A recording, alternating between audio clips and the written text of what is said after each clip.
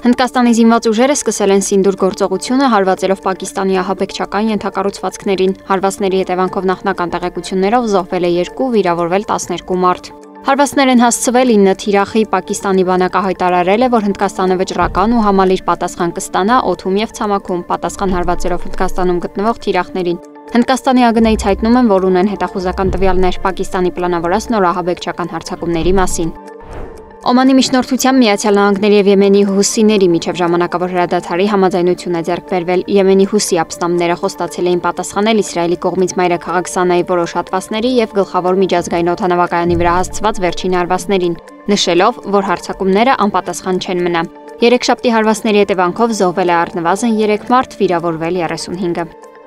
Փարիզում հսկայական չափի կարկուտ է տեղացել, իսկ կայծակի հարվածից ծառերը վնասել են մեքենաները։ Ջրհեղեղի պատճառով մետրոյի կայարանները ժամանակավորապես փակվել են։ Այս շաբաթ հարավային Եվրոպայի որոշ հատվածներում, այդ թվում Ֆրանսիայի հարավային շրջաններում սպասվում են ամպրոպներ, սակայն կա հավանականություն, որ շաբաթվա վերջում դրանք կրկին կսկսեն տարածվել դեպի հյուսիս։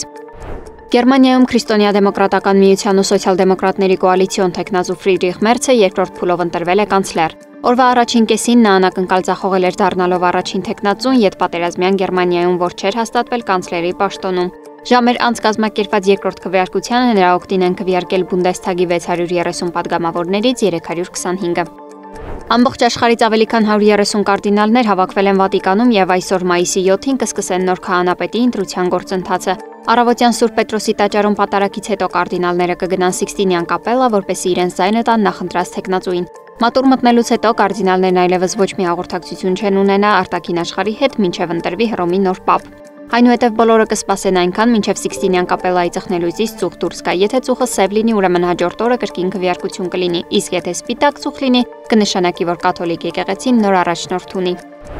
Առաջնորդների բանակցություններից հետո Թուրքիան եւ Միացյալ Նահանգները պայմանավորվել են համատեղ ջանքեր գործադրել Ուկրաինայի հարցով բանակցային գործընթացի շուրջ։ Նախագահ Էրդողանը մեծ նշանակություն է տալիս Թուրքիայի երկու կարևոր մերձավոր հարևանների միջև հակամարտության կարգավորմանը եւ միշտ շեշտում է, որ խաղաղ գործընթացում պարտվող կողմ չի լինի, ասված է Թուրքիայի նախագահի աշխատակազմի տարածած հաղորդագրության մեջ։ Սվետլանա Թորոսյան, Նոնա Գևորգյան, ABC Media։